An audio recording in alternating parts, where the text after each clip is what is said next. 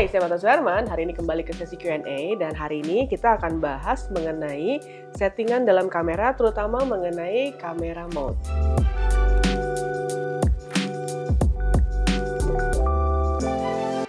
Hari ini aku udah pilih satu buah email yang masuk ke dalam inbox saya dan di sini email kiriman dari evanfaisal7i@gmail.com. Selamat pagi, perkenalkan saya Evan Faisal Mahadinata dari Samarinda. Saya baru belajar tentang fotografi dan masih bingung mode-mode yang ada di kamera seperti M, AV, dan lain-lain. Bagaimana kita memilih mode tersebut dan bagaimana yang tepat dan momen apa yang tepat. Dan izin minta tolong dibedah hasil foto saya, Kak. Terima kasih, Kak, video-video yang sangat membantu saya dalam belajar fotografi. Dan dilampirkan 4 buah foto. Foto yang pertama, foto yang kedua, foto ketiga, dan foto keempat. Sebelum saya masuk ke pembahasan kali ini, saya ingin mengucapkan makasih banyak buat teman-teman yang udah kirim email ke martasuherman@gmail.com. Dan buat teman-teman di sini yang mungkin menanyakan apakah bisa memanggil saya untuk kebutuhan kampus, perusahaan, ataupun komunitas, bisa langsung kontak ke nomor di bawah ini. Dan buat teman-teman yang menanyakan apakah saya ada jasa fotografi dan videografi, langsung kontak ke nomor tersebut. Dan buat teman-teman yang baru belajar fotografi, memang biasanya mengenali kamera yang kita gunakan itu menjadi satu hal yang sangat penting ya, karena biasanya setiap kamera, setiap brand, bahkan brandnya sama, kadang-kadang tipenya berbeda, itu biasanya banyak banget tombol-tombolnya yang berbeda-beda juga fungsinya. Jadi teman-teman di sini yang paling penting pertama kali ketika belajar fotografi atau beli kamera, teman-teman coba baca manual booknya atau buku panduan yang pertama kali, supaya teman-teman tahu nih di mana tombol on off-nya, di mana tombol-tombol kalau kita mengatur triangle exposure, bagaimana nge-setting WB, bahkan masukin memory card gitu ya. Jadi teman-teman penting banget untuk belajar dari manual book dulu. Jadi buat teman-teman yang mungkin manual booknya udah hilang, teman-teman bisa juga ke websitenya dari brand masing-masing. Biasanya tuh disediain manual book yang bisa kamu download dan bisa kamu baca. Jadi kalau teman-teman di sini mungkin pernah lihat di kameranya ada tombol-tombol yang kadang-kadang bentuknya bulat gitu ya. Dan ini biasanya ada tulisannya tuh, ada tulisan M, ada A, ada S, ada P gitu ya. Itu artinya apa sih? Nah ini sebenarnya kembali ke kameranya merek apa, karena kadang-kadang penamaannya itu agak beda. Ada yang A aja, ada juga yang tulisannya A dengan V gitu ya. Nah itu masing-masing teman-teman harus ketahui perbedaannya apa. Karena misalnya kayak perbedaan antara kamera Nikon dan Canon itu kadang-kadang berbeda pemberian kodenya. Dan kita akan bahas mode kamera apa aja. Dan buat teman-teman disimak terus, ini kita akan bahas perlahan-lahan satu persatu apa itu M, apa itu A gitu ya. Nah yang pertama, yang M itu adalah manual. Jadi otomatis teman-teman kalau ketemu settingan kamera yang tulisannya M, teman-teman harus tahu di mana tombol shutternya, di mana tombol aperture-nya, di mana tombol ISO-nya. Karena triangle exposure itu menjadi satu dasar yang paling penting buat kamu untuk mendapatkan atau menciptakan satu buah foto. Nah, apa itu triangle exposure? Triangle exposure teman-teman bisa cek di video di bawah ini pembahasan mengenai triangle exposure atau teori dasar segitiga exposure yang menjadi dasar dari pembuatan sebuah foto. Nah, di mode manual ini biasanya kita punya kontrol penuh. Jadi buat seorang fotografer itu sebenarnya lebih nyaman kalau kita bisa memotret dengan mode manual. Kenapa? Ada kalanya di satu saat di mana kamera kita itu membaca mungkin secara teknisnya ada sedikit meleset nih, atau misalnya teman-teman ingin membuat sebuah foto yang misalkan siluet gitu ya. Siluet kita pengen memang depannya tuh segelap itu, belakangnya seputih itu gitu ya. Nah itu kadang-kadang dengan kita melakukan setting secara manual, kita bisa kontrol penuh nih. Misalkan depannya jangan terlalu terang deh, kita mau gelapin di sini. Nah itu teman-teman bisa atur sedemikian rupa sampai benar-benar mendapatkan visual yang kita inginkan. Ada kalanya kalau kita menggunakan menu otomatis gitu ya, auto, kadang-kadang mereka suka ngebaca ya suka-suka mereka aja gitu. Jadi kita harus tahu juga kita mau membuat foto itu seperti apa. Jadi jangan sampai kamera kamu yang mengontrol keinginan kamu gitu ya. Kamu sebagai fotografer harus punya kuasa penuh terhadap kamera yang kamu gunakan. Yang kedua adalah aperture priority, atau teman-teman kalau lihat di kamera itu ada tulisannya A atau ada juga tulisannya AV gitu ya. Nah, aperture priority itu adalah settingan di mana kita memprioritaskan di sisi aperture-nya. Jadi buat teman-teman yang nggak tahu apa itu aperture itu adalah bukaan lensa. Kalau teman-teman ingin mendapatkan ketajaman ruang yang lebih sempit, teman-teman biasanya menggunakan f yang angkanya paling kecil, misalkan 1,4, 1,8. Tapi kalau teman-teman ingin mendapatkan ketajaman ruang yang lebih luas, teman-teman bisa menggunakan f11, f16, atau bahkan sampai f22. Nah, itu kembali ke kebutuhan masing-masing. Kalau aperture parity artinya aperture kamu itu akan di-lock di angka yang kamu inginkan. Misalkan aperture-nya kamu ingin 2,8. Nah, dia akan keep stay di sana. Tapi kalau teman-teman misalnya bergerak, berjalan dari satu ruangan ke ruangan lain, itu kan kondisi cahayanya berubah-berubah gitu ya.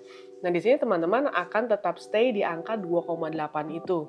Tapi angka yang lain akan mengikuti. Misalnya shutter speed-nya dari 1/100, lalu kemudian berubah ke 125 gitu. Nah, itu otomatis karena dia berpatokan pada aperture yang sudah kita set. Demikian juga dengan ISO.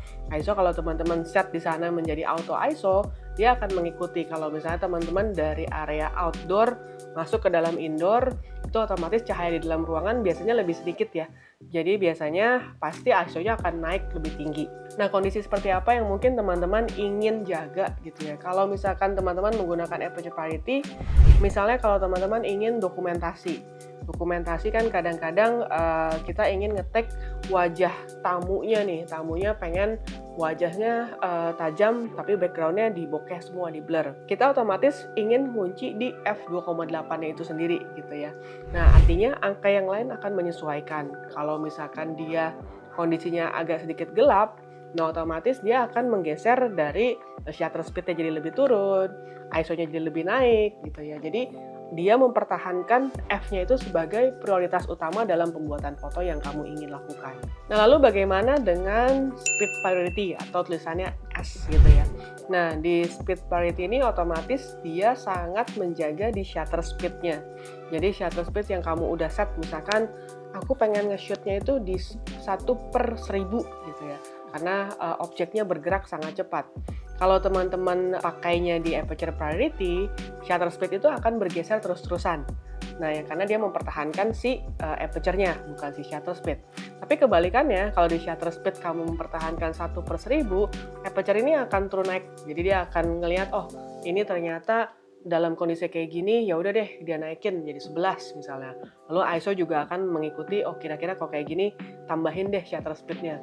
Jadi yang berpikir di sana adalah kamera kamu gitu, mengikuti perintah yang kamu berikan bahwa shutter speed ini yang menjadi prioritas utama kamu. Kamu ingin memotret satu buah objek yang bergerak sangat cepat, otomatis yang lain dikorbankan. Yang dipertahankan adalah si shutter speed itu sendiri.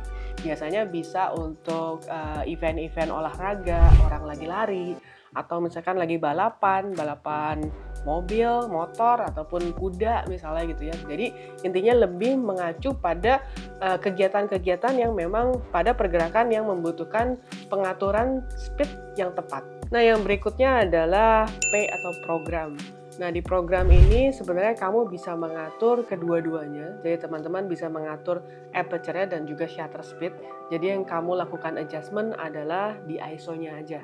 Nah, di sini penting banget buat teman-teman yang misalnya ngerasa, nah ini buat teman-teman yang mungkin udah kebiasaan ngatur aperture-nya biasanya di set di angka tersebut misalnya. Misalkan teman-teman ngeset aperture-nya di 1,4, lalu kemudian shutter speed-nya biasa di 1/150 gitu ya. Nah, di sini teman-teman bisa langsung set di sana, tinggal kompensasinya adalah ISO yang dikorbankan, yang dimainkan kalau teman-teman ingin ISO-nya lebih tinggi atau ISO-nya lebih rendah gitu ya. Tapi semua sudah di-set sesuai dengan kebutuhan kamu. Nah, program ini sendiri sebenarnya dikenal sebagai ISO priority. Jadi biasanya yang diprioritaskan itu adalah si ISO-nya itu sendiri. Jadi buat teman-teman yang mungkin masih bingung mengenai settingan bagaimana sih nyocokin tiga-tiganya gitu ya. Jadi sisanya yang lain di lock, tapi ISO-nya yang teman-teman coba geser-geser gitu ya. Jadi menyesuaikan dengan kebutuhan masing-masing. Nah, di beberapa kamera mungkin teman-teman pernah bertemu juga dengan tombol yang tulisannya langsung auto. Jadi kalau auto itu memang kamera kamu yang menentukan apapun yang ingin dia lakukan gitu ya. Jadi artinya semuanya tuh serba auto, teman-teman nggak perlu mikirin aperture mau kayak gimana, shutter speed-nya kayak gimana. Jadi biarin kamera kamu yang otomatis mikir. Dan biasanya di beberapa kamera terutama buat kamera-kamera yang entry level ya, itu biasanya ada dial mode. Jadi dial mode itu biasa ada gambar-gambarnya, ini aku kasih lihat contohnya. Nggak cuma ada M manual, lalu kemudian ada aperture priority, shutter speed, dan juga program, tapi juga ada simbol-simbol lain yang mungkin teman-teman pernah lihat nih. Jadi biasanya ada tombol auto, lalu ada gambar kayak orang lari. Jadi kayak kamera kamu itu di dial mode itu udah disiapkan fasilitas orang lagi lari itu tinggal pindahin ke sana. Atau misalkan teman-teman lihat juga yang gambarnya kayak bunga gitu ya. Gambar bunga itu artinya kamera kamu bisa disetting juga untuk kebutuhan foto makro gitu. Atau misalnya ada juga gambarnya misalkan kayak ada bulannya yang mungkin menggambarkan bahwa itu adalah night shot, foto yang bisa kamu lakukan pada saat di malam hari. Selain itu juga mungkin teman-teman ada gambar kayak gambar siluet orang atau muka orang, itu juga digunakan kalau kamu ingin memotret seseorang gitu ya, manusia, untuk foto-foto portrait. Jadi teman-teman bisa memilih menu-menu yang memang sudah disediakan oleh kamera kamu yang kamu gunakan. Nah, aku mau komentarin foto yang dikirimin nih. Foto yang dikirimin sama Evan ada 4. Sebenarnya fotonya secara teknis aman-aman aja. Aku percaya ini memiliki exposure yang pas ya. Jadi biasa kalau teman-teman pengen tahu kayak fotonya tuh exposure-nya pas apa enggak, teman-teman bisa cek di video di bawah ini pembahasan tentang histogram. Jadi di histogram itu bisa kasih tahu kita informasinya apakah foto ini terlalu underexposed atau foto ini terlalu overexposed gitu ya. Jadi biasanya bisa dibaca di histogram. Dan dari 4 foto ini aku coba bahas satu persatu. Yang pertama, sebenarnya ini menarik ya. Jadi kalau misalkan teman-teman mau bercerita tentang jalan pulang, ini aku berusaha mencerna foto yang kamu miliki tanpa ada caption. Jadi kalau aku lihat di sini ini menarik karena seperti orang cerita ke jalan pulang gitu ya. Karena nampaknya nampak belakang, lalu kemudian depannya juga ada satu buah rumah. Jadi bisa aja ngambil dari angle depannya atau dari belakangnya seperti ini. Itu bisa memiliki 2 cerita gitu. Jadi cukup menarik. Dan yang kedua juga sebenarnya ini kayaknya di kawah putih ya. Ini juga menarik. Dan memang yang agak sedikit bisa dikoreksi adalah dari sisi angle. Angle-nya ini kayaknya dari eye level. Jadi mungkin kamu nggak lebih rendah atau gimana. Tapi kayaknya langsung snap aja gitu. Dan di sini mungkin agak sedikit ke distract sama pohon-pohon keringnya. Jadi mungkin bisa ambil dari angle yang sedikit berbeda, atau kalau memang ingin bercerita tentang seseorang yang melakukan sesuatu di sana, misalkan lagi cerita satu orang lagi jalan atau dia lagi gelisah atau apa, itu bisa ditunjukkan melalui gesture tubuhnya atau bisa juga dari ekspresi wajah. Jadi itu bisa menunjukkan cerita yang lebih kuat. Karena kalau kamu di sini dari foto 2 orang ini, sebenarnya aku juga kurang paham kayak ceritanya apa ya tentang 2 orang ini gitu ya. Karena nggak ada gesture yang gimana-gimana. Mungkin kalau misalkan dia gandengan tangan gitu ya, pegangan tangan. Mungkin kan ada satu cerita yang kita bisa ngerasain bahwa pegangan tangan ini ada simbol sesuatu gitu ya. Ada simbol kebersamaan dia gitu atau apa. Nah tapi kalau di sini aku belum bisa nangkep apa-apa nih. Selain cuma jaket sama tas yang digantung di belakang gitu ya. Dan bisa juga kalau mau ada cerita yang lebih kuat, memang lebih ngeliatin ekspresi wajah itu punya cerita yang paling kuat karena kita bisa ngelihat muka orang, kita bisa melihat apakah orang ini marah, apakah orang ini senang gitu. Nah itu biasa dibaca dari gesturnya. Lalu kemudian yang ketiga, nah foto ketiga ini betul ini untuk siluet. Untuk siluet memang akan lebih menarik kalau diambil dari samping ya.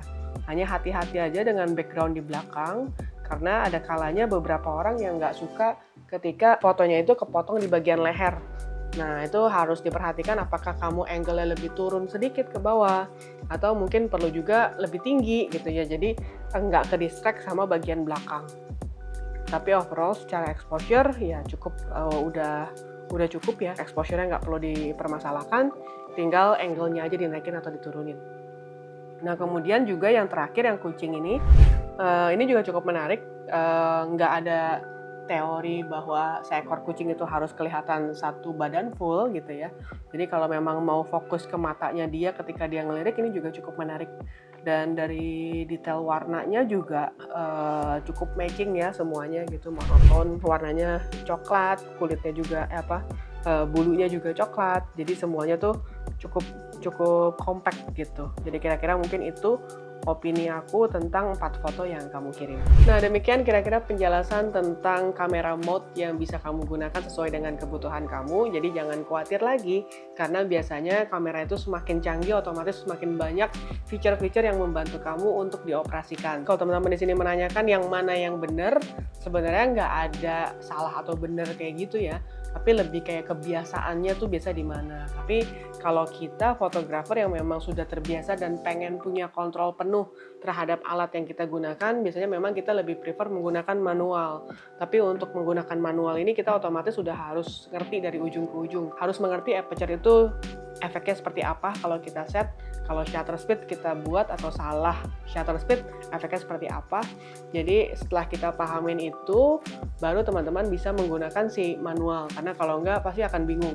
Pasti akan bingung kayak ini buat apa ya, kok kayaknya ribet banget ya gitu. Dan biasanya settingan kamera juga menyesuaikan kebiasaan kita ya. Jadi biasa teman-teman yang fotografer wedding, fotografer sports, atau misalkan teman-teman yang foto biasa di studio, itu biasanya memiliki setup atau settingan kamera yang memang terbiasa dengan settingan tertentu.